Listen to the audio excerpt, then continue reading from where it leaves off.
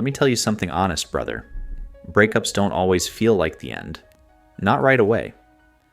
For her, it can actually feel like freedom. Like she's been underwater for too long and finally came up for air. In those first days, she'll laugh louder, post more, wear bright colors, and act like nothing can touch her. From the outside, you'll swear she's happier without you. But here's the truth no one talks about.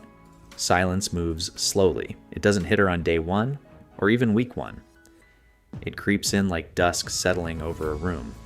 It starts quietly, when the distractions fade, when the noise dies, when the world finally stops spinning so fast. That's when the emptiness finds her. That's when she starts feeling the loss. The mistake most men make? They don't last long enough to see that stage. They panic. They chase. They try to fill the silence before she's even had time to feel it.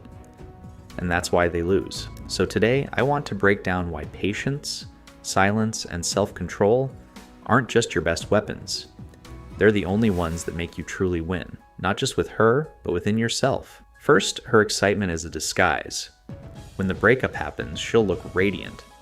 New outfits, endless selfies, nights out, laughter that seems too bright. And you'll sit there thinking, did I mean nothing? How can she move on this fast? But what you're seeing isn't peace, it's avoidance. It's her running from emotions she's not ready to face. Like putting a band-aid on a fracture. Looks okay, but it's not healing anything. Most men see that performance and fall apart. But you need to know, it's all temporary. Like fireworks, bright, loud, beautiful, and gone in seconds. Don't confuse her act for real freedom. Second, your silence changes the story. Every relationship leaves behind a memory, a narrative. At first, she'll hold on to the bad parts, the fights, the boredom, the flaws. That's how she convinces herself leaving was right. But when you disappear, when you stay quiet, her mind starts to fill the silence. And silence has a strange power. It rewrites memories. The pain softens, the laughter returns, the warmth creeps back in. Suddenly, she's not so sure anymore. Silence doesn't erase the past. It reframes it. Third, attention is her energy source. Every text, every call, every story view you give her feeds her ego. It tells her, I still care. But the moment you pull back, when you stop chasing, when you stop reacting, she feels the void you left. That silence becomes deafening. That's when curiosity sneaks in. Why hasn't he reached out? Did he stop caring? That's the first crack in her armor. But most men ruin it. They panic and break the silence, and just like that, they refill her ego's tank and lose all progress. The moment you do that, the balance shifts again. She feels full, and you're left empty. Fourth, her rebound isn't what it seems. You'll see her out with someone new, and it'll hit you like a punch to the chest. You'll think, guess she never cared. But that's not true. Picture her at a bar, laughing too loudly, smile too polished. That's not happiness. That's distraction. The rebound is noise, a way to drown out silence. It's someone to fill the space where you once were. But that can't last, because when the novelty fades, when the newness turns dull, and the silence returns, your ghost will be there, quietly sitting beside her. That's when reality catches up, and it hits twice as hard. Fifth, time is your greatest weapon. Most men treat distance like a sprint, expecting results fast. But real absence is erosion, not an explosion. Think of waves carving cliffs. Slow, consistent, unstoppable. That's how missing someone truly works. You don't rush it. You don't force it. You let time do the heavy lifting. The man who stays steady, silent, and focused on his own life isn't remembered as the desperate one.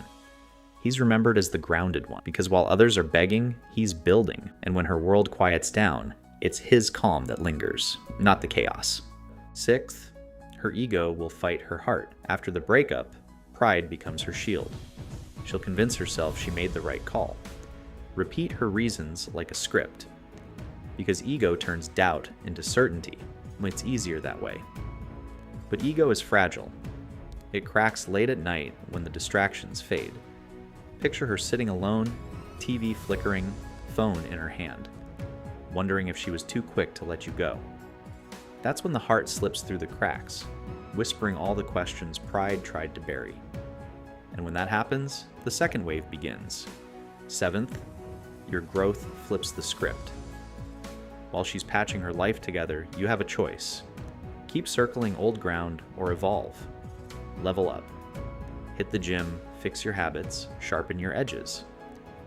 When she sees a new picture of you, stronger, happier, surrounded by new energy, something clicks.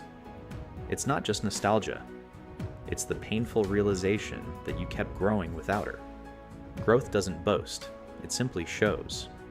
And when it does, it changes everything. 8th, her curiosity always comes back.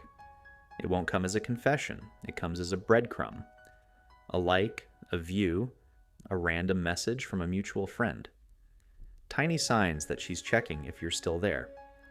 But don't jump too soon. Let curiosity grow. Let her wonder.